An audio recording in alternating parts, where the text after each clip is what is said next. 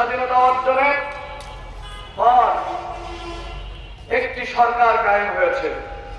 সেই সরকার এই স্বাধীনতা যুদ্ধে যারা জীবন দিয়েছে, রক্ত দিয়েছে, তারা বাছাই করে এই সরকারের উপদেষ্টাদের নিয়োগ দিয়েছে। ঠিক না ঠিক? আর জনগণের সমর্থন আমরা তাদেরকে দিয়েছি, এই মুহূর্তে তারা এই দেশ চালাবে। তাছাড়া সংবিধানে এই সরকারের কোন ধরনের বৈধতা, বর্তমান সরকার সংবিধানে এই সরকারের কোন ধরনের বৈধতা নেই। বৈধতা একটি, দেশের জনগণ তাদেরকে দেশ পরিচালনার দায়িত্ব। ঠিক না ঠিক?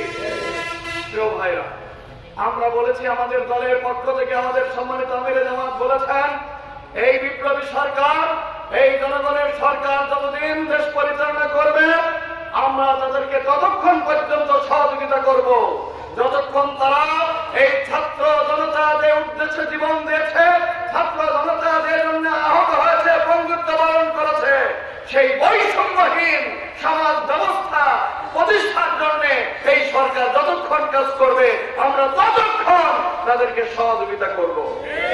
আর এর বাইরে যে যদি এই সরকার কোনো কিছু করতে চায় অথবা করে, আমরা এই সরকারকে আদৌ সহযোগিতা করব।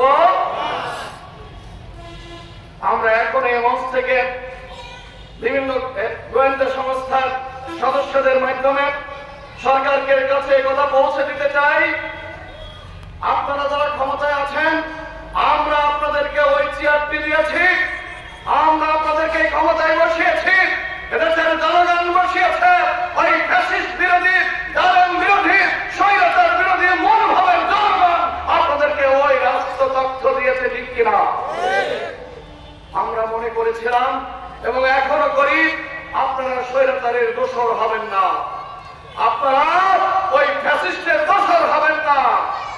কিন্তু আমরা লক্ষ্য করছি, আপনারা আপনাদের উপদেষ্টা পরিষদে কিছুদিন পর পরই উপদেষ্টা নিয়োগ দিচ্ছেন।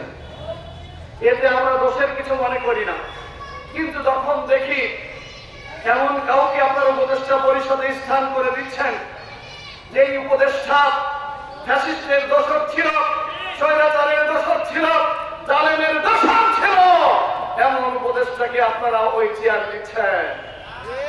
নাম করে যদি বলতে চাই,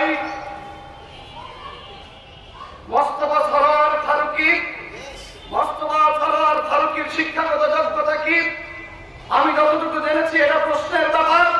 এইরকম একটা মানুষ যিনি একজন সিনেমা তৈরি করেন, চলচ্চিত্র রূপকার, তিনি চলচ্চিত্র তৈরি করেন, আর সেই চলচ্চিত্রের তিনি জিনা ব্যভিচারকে তিনি উস্কে দেন। তার স্ত্রী নিজেও চলচ্চিত্রে নায়িকা হিসেবে কাজ করে। ইসলামের বিরুদ্ধে তাদের বহু বক্তব্য রয়েছে। তার উজ্জ্বল বক্তব্য 2013 সালের শাপলা চত্বরে তৌহিদি জনতার হেফাজতের যে সম্মেলন ডাকা হয়েছিল, সেই সম্মেলনকে রাতের অন্ধকারে এই ফ্যাসিস্ট এবং জালিম সরকার শত শত মানুষকে হত্যা করে সেদিন রক্তের বন্যা বয়ে দিয়েছিল। আর এই মোস্তফা ফারুকী সেদিন তার ব্যক্তিগত যোগাযোগ মাধ্যম ফেসবুকে স্ট্যাটাস দিয়েছিলেন, শাপলা চত্বর জঞ্জাল মুক্ত হয়েছে। আমরা প্রধান উপদেষ্টাকে উপলক্ষ করে বলতে চাই, কোন অধিকারে এই ফ্যাসিস্ট জালেম ইসলাম বিরোধী যে সমকামিতাকে প্রমোট করে, যে চীনা ব্যভিচারকে উস্কে দেয়, এমন একজন ইসলাম বিরোধী মানুষকে আপনার উপদেষ্টা পরিষদে ঠাঁই দিয়েছেন, জাতি জানতে জানতেই চাই না। আমরা অবিলম্বে তার অপসারণ চাই। যদি তার অপসারণ করা না হয়, প্রয়োজনে আরেকটি বিপ্লব বাংলাদেশে ঘটানো হবে।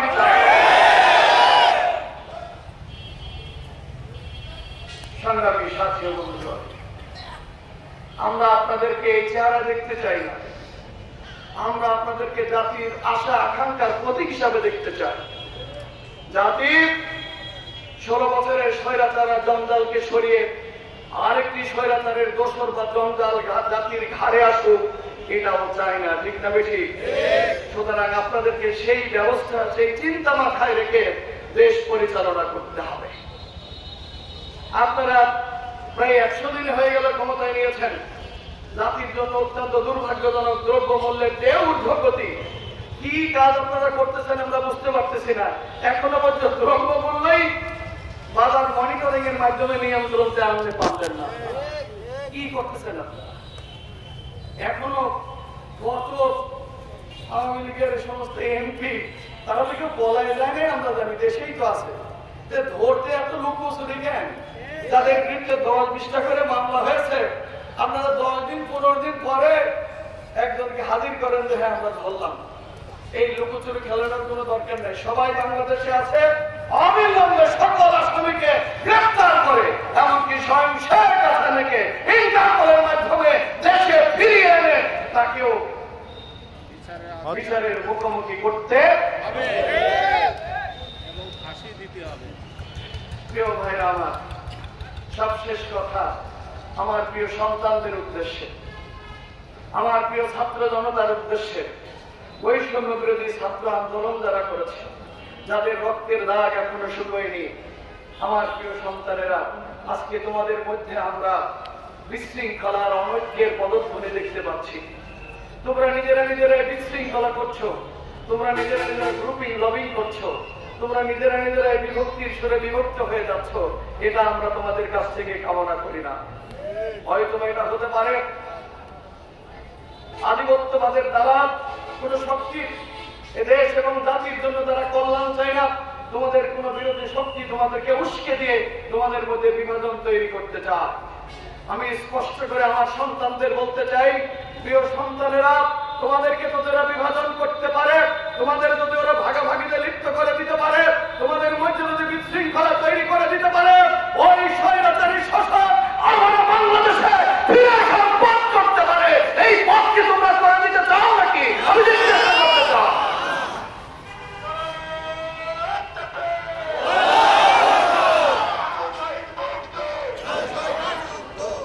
প্রিয় ভাইরা আমার, আমি আমার ছাত্র জনতাকে,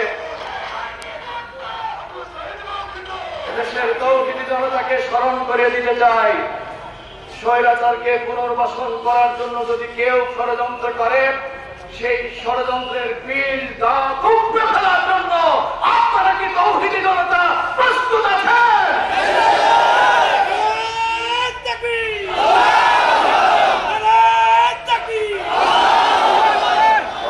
আরেকটি বিপ্লব হবে, প্রয়োজনে আরেকবার রাস্তায় নামব, প্রয়োজনে আবার জেলে যাব, প্রয়োজনে আবার জীবন দেব, আমার স্বৈরাচারকে এদেশে আমরা প্রতিষ্ঠিত হতে দেব না ইনশাআল্লাহ।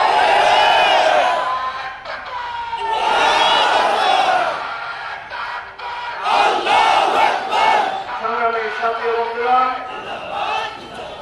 আজকের এই কর্মী সম্মেলন থেকে